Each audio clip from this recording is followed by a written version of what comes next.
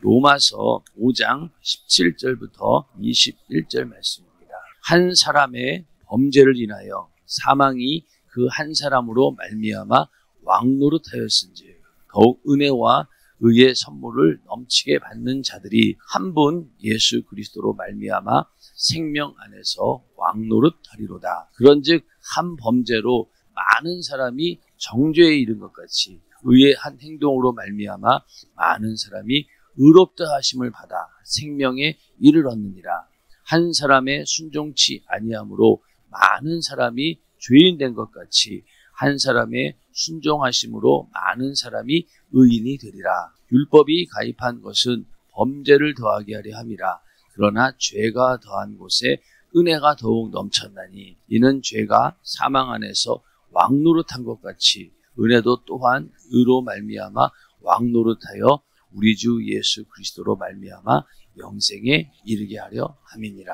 아멘. 오늘은 로마서 5장 17절부터 21절 말씀을 중심으로 은혜로 왕노릇하라 라는 제목으로 로마서 강의 39번째 시간이 되겠습니다. 오늘 이 말씀 가운데 우리가 좀 주목해야 될 부분은 왕노릇한다 라는 말이죠. 왕노릇, 어떤 것으로 왕노릇하느냐, 은혜로 왕노릇한다. 은혜로 왕노릇한다. 그리고 또 은혜가 넘쳤다라고 하는 부분을 사도 바울은 강조를 하고 있습니다.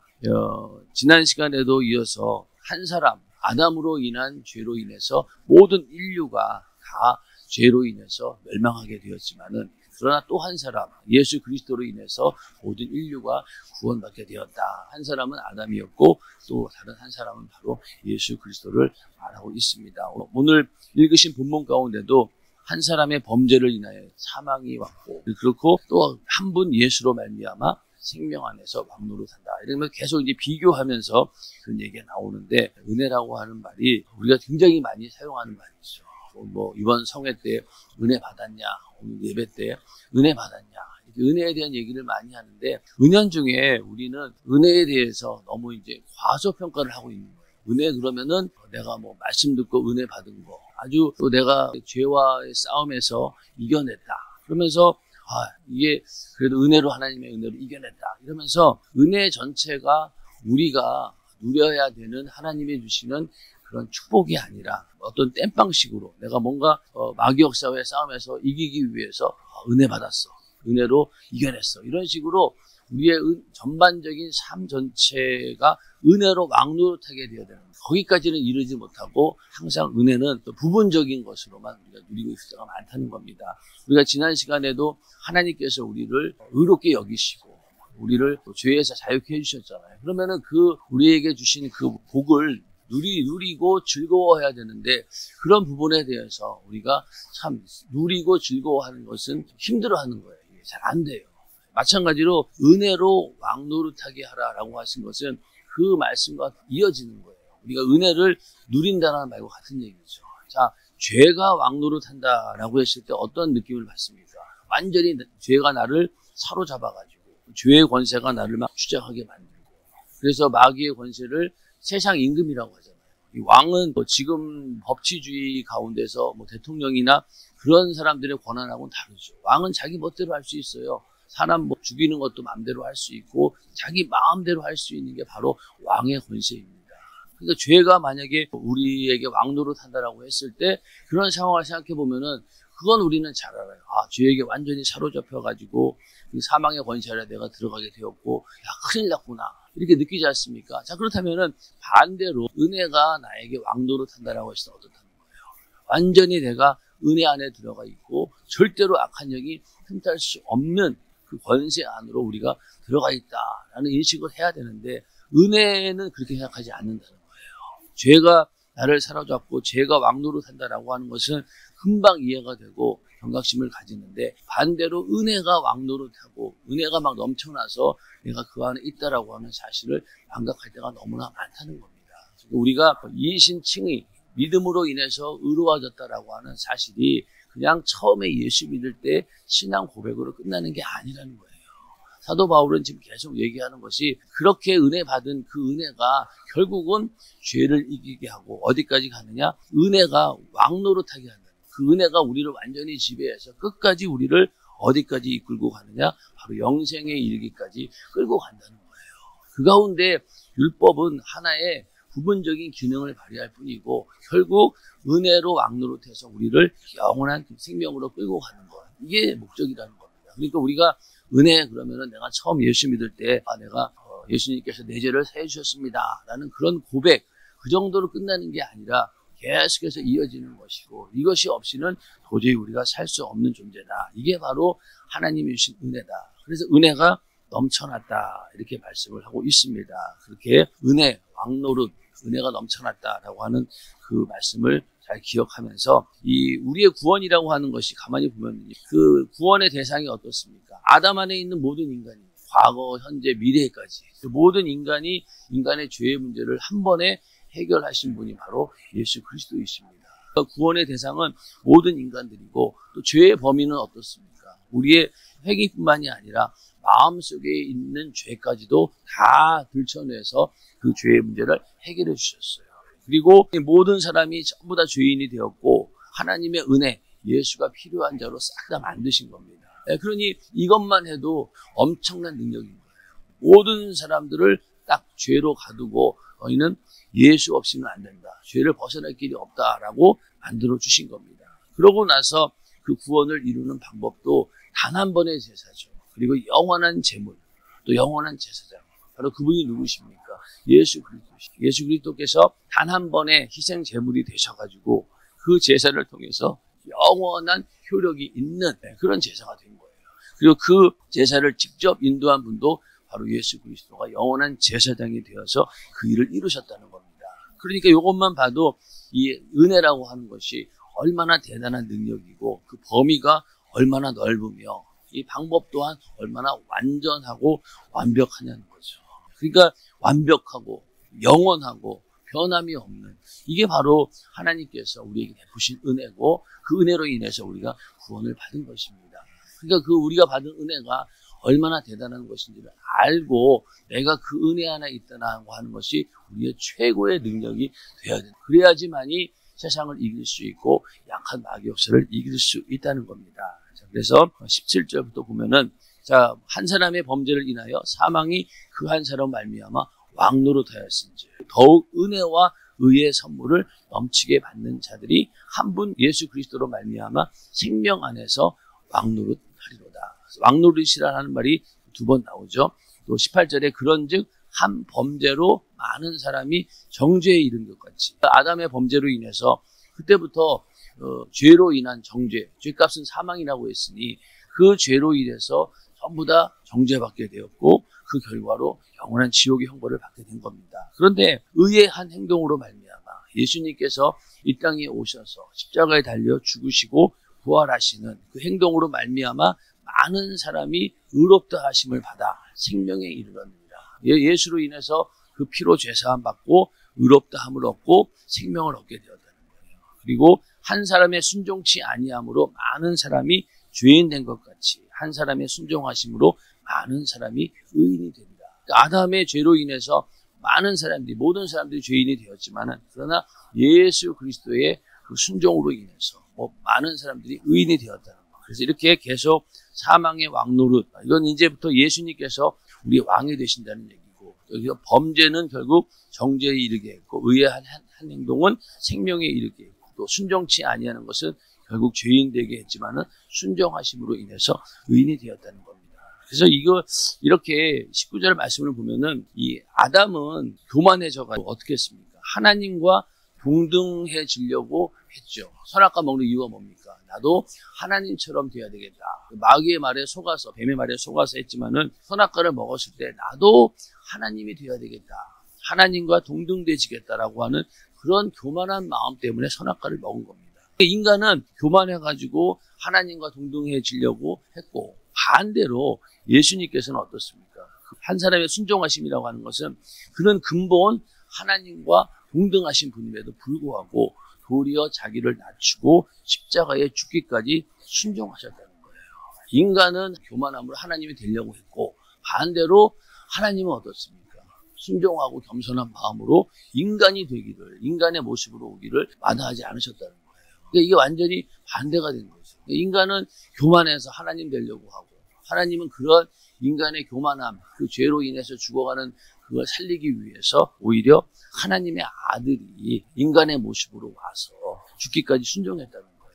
그러니까 인간이 얼마나 무지하고 참 말도 안 되는 죄를 짓고 있다라는 것을, 그래서 한 사람의 순종치 아니함은, 이건 바로 나도 하나님처럼 돼야 되겠다라고 하는 그런 교만의 극치였다면, 한 사람의 순종하심은 하나님의 아들이 육신을 입고 이 땅에 오셨다.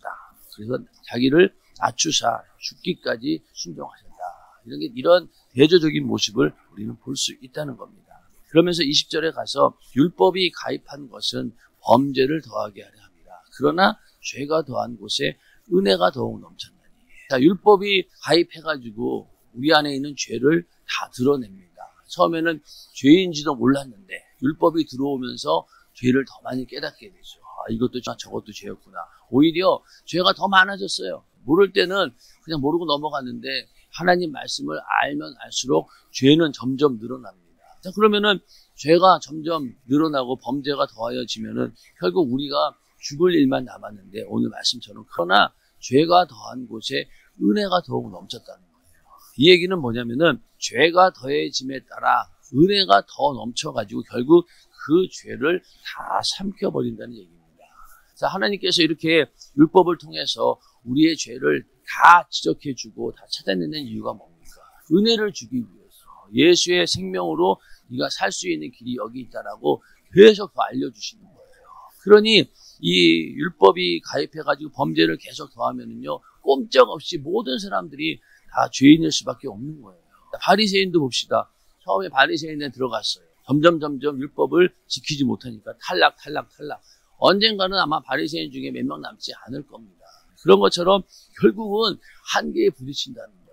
그러니까 율법이 계속 범죄를 더하게 하면 할수록 점점 우리는 은혜라고 하는 곳으로 갈 수밖에 없는 거예요. 그렇잖아요. 그 전까지만 해도 나는 의롭다 생각했었고 나는 죄가 없다고 생각하는 사람도 율법이 점점 더 깊이 들어가고 더 많이 죄를 지적하면 지적할수록 어떻습니까? 나중 가서 항복하고 나오는 거예요. 난 안 되는구나. 그렇지 않습니까? 그러니까 아무리 바리새인이라 할지라도 결국 끝까지 율법이 계속 치고 들어가면요, 나중 가서는 항복할 수밖에 없어요. 그러니까 율법이 가입한 것은 범죄를 더하게 하는 것이고, 그 죄로 인해서 그 죄가 더한 곳에 은혜가 더욱 넘쳤다는 거예요.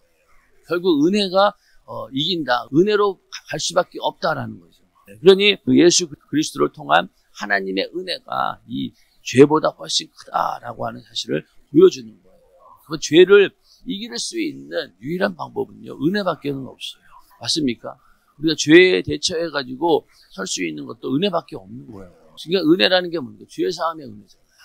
죄사함의 은혜. 죄를 해결할 수 있는 방법 뭐가 있나요? 자, 율법을 지킨다 칩시다. 사전에 죄를 차단시켰어요. 네, 맞습니다. 그러나 언젠가는 우리는 무너지게 되어 있거든요. 그러기 위해서 우리는 은혜 안에 있으면은 언제든지 이 죄를 이겨낼 수 있다는 겁니다. 그래서 은혜의 힘이 막강하다. 은혜가 넘쳐난다라고 하는 이야기를 20절에도 했지만은 17절에도 더욱 은혜와 의의 선물을 넘치게 받은 자들이, 이러면서 은혜가 넘친다라고 하는 말은 뭡니까? 하나님의 은혜가 이 죄보다 더 크다는 거예요. 그걸 다 삼켜버릴 만큼 풍성하게 우리에게 은혜를 주셨다는 겁니다. 그래서 에베소서 1장 7절에도 우리가 그리스도 안에서 그의 은혜의 풍성함을 따라 그의 피로 말미암아 구속 곧 죄사함을 받았으니, 은혜가 풍성했다는 거예요. 그래서 그 피로 말미암아 우리의 죄사함을 받는 일에 넉넉히 이겨냈다는 겁니다. 넉넉히 이겨냈다는 거예요. 그리고 또 시편 23편에 내 잔이 넘치나이다 이렇게 고백을 하고 있죠. 은혜는 항상 넘치는 거예요. 그리고 또 누가복음 5장에 보면은 베드로 보고 깊은 곳에 그물을 던지라 이렇게 예수님이 명령하시니까 그 말에 순종할 때 어땠습니까? 그물이 찢어질 정도로 많은 고기가 잡혔습니다. 그 정도로 하나님의 은혜는 넘치는 거예요. 근데 우리는 이 은혜를 너무 과소평가하는 거죠. 겨우 죄와 싸움에서 그냥 선방에서 겨우 이겼네 이 정도로 그냥 만족하는데, 하나님이 주신 은혜는 그 이상이라는 거예요. 은혜가 넘쳤기 때문에. 그리고 가나 혼인잔치에서도 돌 항아리에 물을 채우라고 했잖아요. 그랬더니만은 그 6개가 포도주가 차고 넘치도록 채워주신 거예요. 이게 바로 하나님의 역사입니다. 그렇기 때문에 죄가 아무리 우리를 사로잡으려고 하고 율법은 계속해서 우리를 죽이기 위해서 우리를 정죄하지만은 결국은 은혜가 이긴다는 거예요. 은혜가 이긴다는 거예요. 그러니까 우리는 은혜 안에 있을 때 이겨낼 수 있는 겁니다. 그래서 죄가 왕노릇하던 사람이 이제는 어떻습니까? 예수 그리스도의 은혜가 왕노릇하는 자가 된 거예요. 그러니까 우리는 완전히 소속이 바뀐 거라 생각하시면 돼요. 그럼 이 안에서 우리는 보호를 받는 겁니다. 어떤 사람이 정말로 자유가 없는 나라에서 망명해가지고 자유가 있는 나라로 왔다고 칩시다. 그러면 그때부터 어때요? 자유를 마음껏 누릴 수 있잖아요. 근데 우리는 어때? 우리는 내가 지금 이렇게 하나님의 은혜 안에 있고 또 우리가 하나님의 나라 여기 있음에도 불구하고 조금만 내가 문제가 생기거나 힘들고 어려운 일이 생기고 약간 그런 일들이 생기면 무조건 자꾸만 내 자신이 여기에 소속되어 있다는 사실을 잃어버린다는 거예요. 하나님의 은혜 안에 있다는 사실을 자꾸 잃어버리고 불안해하고 또 자꾸만 예전 나라, 마귀에게 속한 나라로 자꾸만 가려고 이러고 있는 거예요. 그럴 필요가 없다는 거예요. 우리는 끝까지 이 은혜 안에 서 있어야 됩니다. 이거 여기서 떠나면요 그냥 끝장이에요. 끝장이에요. 그러니까 우리가 성령 충만한 이유도 그렇고 어떻게든 하나님 말씀대로 하려고 하는 이유도 이 은혜 안에 머물러 있으려고 하는 거죠. 결국 여기 안에 있지 않으면요 세상의 모든 사람은 죄 아래 있든지 아니면 은혜 아래 둘 중에 하나예요. 중간지대는 없어요. 맞습니까?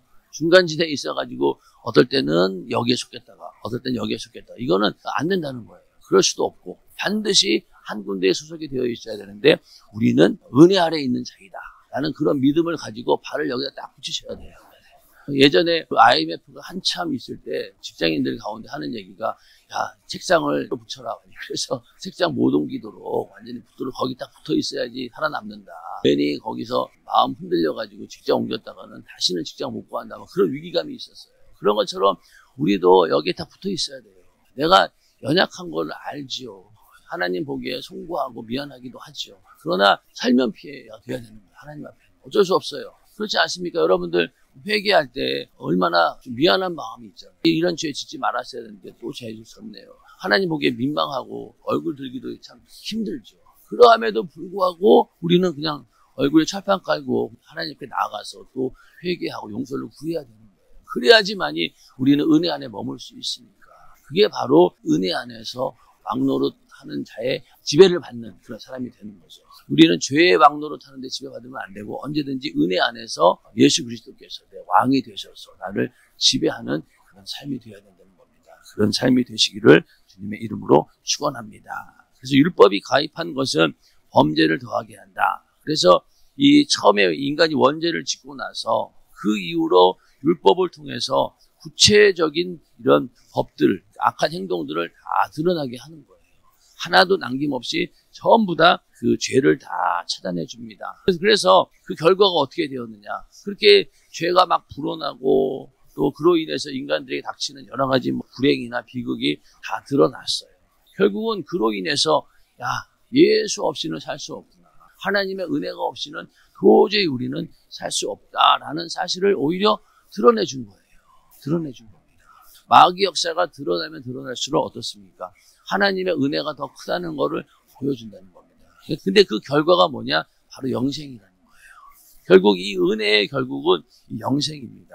그래서 21절에 가서 이는 죄가 사망 안에서 왕노릇한 것 같이 은혜도 또한 의로 말미암아 왕노릇하여 우리 주 예수 그리스도로 말미암아 영생에 이르게 하려 함이니라. 이 일을 위해서 율법이 가입해가지고 우리의 모든 죄를 다 드러내고 그렇게 해서 나는 죄인입니다 깨닫게 하고 또 예수를 믿게 하고 또 예수 믿고 나서 우리가 그 안에 은혜 안에 들어갔을 때 예수님께서 왕이 되셔서 우리를 다스릴 때 그러면 결국은 우리를 어디까지 인도하느냐? 바로 영생에 이르게 한다는 거예요. 그래서 은혜가 이 왕노릇한다라고 하는 것은 은혜가 역사한다. 죄가 우리의 생명 안에서 하나의 세력이었던 것 같이 은혜도 우리 생명 속에서 한 세력이 된 것이다. 완전히 바뀐 거죠. 그래서 은혜가 역사하는데 왕으로 역사한다는 거예요. 왕으로 다스린다. 이 얘기는 은혜가 최고의 자리에 있다는 거예요. 우리는 아까도 말씀드렸지만은 내가 죄가 왕노릇한다라고 하는 것이 금방 이해가 돼요. 근데 이 은혜가 왕노릇한다는 것을 누리지 못하고 있다는 거예요. 그렇지 않습니까? 죄의 왕노릇은 큰일 났다라고 경각심을 가지는데 은혜가 왕노릇 한다는 것을 경험하지 못하고 있다는 거예요. 우리는 이제는 은혜가 왕노릇해서 이 악한 영을 이기는 능력도 은혜가 왕노릇하고 있으니까 그 자리에 딱 버티고 있는데 어떻게 다른 놈들이 들어올 수 있겠냐는 거예요. 그래서 이것은 결국은 원수를 정복하는 것, 또 우리를 지켜주고 견뎌내게 하는 것이 바로 은혜다라는 말이고, 또 내 안에 그 은혜가 왕노릇할 때는요, 어떤 다른 것이 그 왕자를 대체할 수 없는 거예요. 차지할 수 없다는 거예요. 그러니까 죄를 이기는 능력이 바로 은혜 안에 있다. 그 은혜에 결국은 영생을 주기 위한 것이다.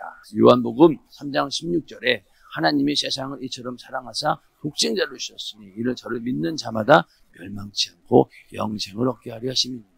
결국 이게 하나님이 우리에게 주고자 하는 가장 신령한 복이고 궁극적인 우리의 신앙의 목적인 거죠.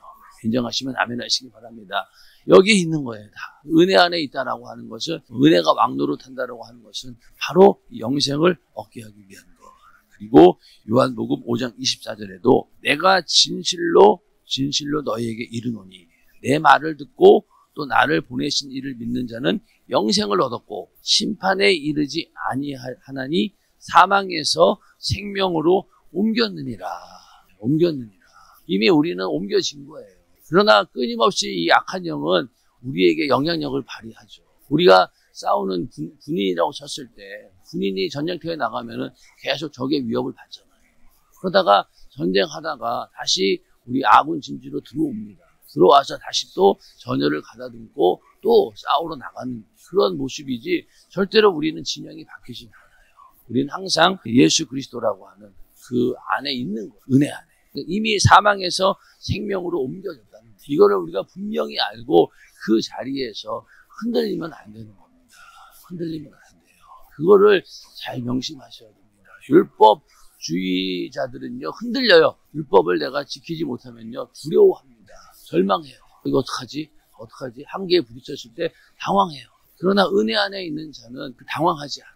두려워하지 않습니다. 왜? 우리의 죄를 해결해 주신 예수 그리스도의 은혜가 있기 때문에. 어떠한 죄든 우리가 회개할 수 있는 길이 있기 때문에 절대로 두려워하지 않습니다. 어떤 사람들은 막 뜨거울 땐 뜨거운데 조금만 자기 자신이 부족하면은 금방 좌절해요. 하나님의 은혜에서 떨어진 게 아닌가? 하나님께서 날 버리신 건 아닌가? 그렇게 자꾸만 자기의 은혜 안에 있다는 사실을 망각하고 잊어버리고 불안해하는 거예요. 그러나 정말로 우리가 신앙이 점점 깊어지고 은혜 안에 들어가게 되면은 결국 뭐예요? 아까 말씀한 것처럼 율법이 계속 나를 정죄하고 나를 죄인임을 깨닫게 해요. 결국 가서는 나는 이게 은혜 없이는 살 수 없는 존재구나라는 것을 알게 되면은 그때부터 흔들리지 않아요. 맞습니까? 흔들리지 않아요. 그런데 아직 신앙이 연약한 사람들은 금방 흔들리는 거예요. 이런 확신이 없기 때문에. 그러나 점점 깊이 내가 하나님 안에 들어간다는 얘기는요, 내가 그만큼 더 많은 죄를 발견하고 하나님 앞에 나는 연약한 죄인이라는 사실을 더 철저하게 뼈저리게 발견했기 때문에 은혜 안에 더 깊이 들어갈 수 있는 겁니다. 인정하시면 아멘 하시기 바랍니다. 그런 믿음을 가지셔야 돼요. 그냥 신앙생활도 제대로 안 하고 말씀대로 살지도 않으면서 하나님께서 나를 은혜로 붙들어 줄 것이다 라고 하는 것은요, 어떤 면에서는 착각일 수도 있어요.